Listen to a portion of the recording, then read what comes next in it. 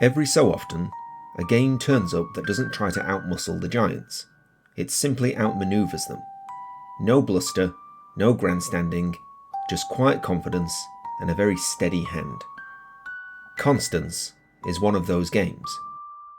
Here's the question that kept nagging me while I played. Can a familiar formula still feel fresh when it's handled with restraint instead of reinvention?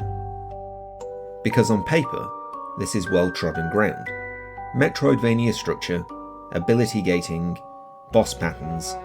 You've seen the ingredients before, but what matters isn't the recipe, it's the cooking. And Constance cooks with surprising finesse. Hit number 1, design and gameplay flow. Let's start with the thing that carries the whole experience, the platforming. There's a precision to it that becomes apparent almost immediately. Movements feel deliberate, measured, and crucially, fair. When you fail, the game doesn't smirk at you, it simply resets the board and lets you try again. And you will try again, repeatedly. Not out of frustration, but because it constantly feels like success is within reach. A missed jump rarely feels like the game's fault. It feels like you were a fraction too early or a touch too slow. Then the game begins layering complexity. You're juggling jumps, dashes, environmental hazards, and paint-based abilities in quick succession. Inputs start chaining together until it feels less like platforming and more like muscle memory taking over. One late game sequence where you're being chased by something unpleasant turns the entire screen into a test of reflex and nerve. It's relentless, but never unfair. The kind of moment where your brain scrambles, your fingers panic, and then, somehow, you make it through. Hit number 2, world and atmosphere. Constance's environments feel like they've been pulled from a sketchbook, a floating circus, a celestial library. Spaces that feel imaginative, but slightly off balance, as though reality has been nudged just a degree too far. It mirrors the protagonist rather neatly. You play as Constance, an artist navigating personal struggles. The game opens with a content warning, which might raise eyebrows, but it handles its themes with a surprising lightness of touch. It doesn't wallow, it doesn't lecture. Instead, it threads those ideas quietly through the world and its characters. There's even a gentle humour running through it. Not loud, not forced, just enough to keep things from becoming too heavy. It gives the whole thing a sense of warmth, which cuts through what could have been a much heavier tone. You're not trudging through misery, you're moving through something reflective, occasionally uneasy, but ultimately quite human. Hit number 3, the systems and mechanics.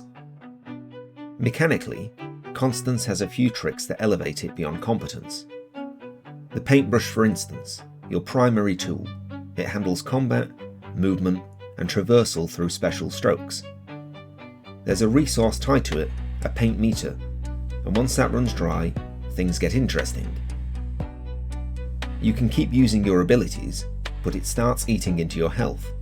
Pause for a moment, and that strain clears, giving you just enough breathing room to reset. It turns every encounter into a small gamble. Do you push forward aggressively, knowing that it will cost you later, or do you hold back and play it safe? Then there's the puppet's curse. On failure, you're given a choice: return to your last checkpoint, or carry on from your current room, but with enemies that hit harder and soak up more damage. It makes you rethink failure. You're not dragged backwards, just asked to deal with tougher consequences. It respects your time, especially when you just clawed your way into a new area and don't fancy repeating the last 10 minutes. And the miss? Sticking too close to genre conventions. For all its polish, Constance doesn't stray too far from genre conventions. You'll recognise the structure, the pacing, even the way abilities unlock progression. There's a comfort in that, but also a sense it holds something back. The combat, while solid, rarely evolves into something truly surprising. You gain upgrades, yes, but the core loop remains fairly consistent throughout. And the map, useful as it is, can occasionally leave you second guessing. Larger rooms blur together, and if you're chasing the final collectibles, expect a bit of wandering that feels more like housekeeping than discovery. None of this breaks the experience, but it does keep it from reaching the next tier. So back to the original question, can a familiar formula still feel fresh when handled with restraint? In Constance's case, yes, quite comfortably. It understands the rulebook and executes it with precision. There's a sense of proportion here that many games lack. It knows when to stop, when to challenge, when to ease off. Nothing overstays its welcome.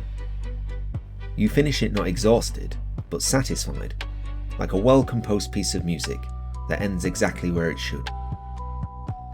In a genre crowded with heavyweights and upcoming giants, Constance doesn't shout for attention.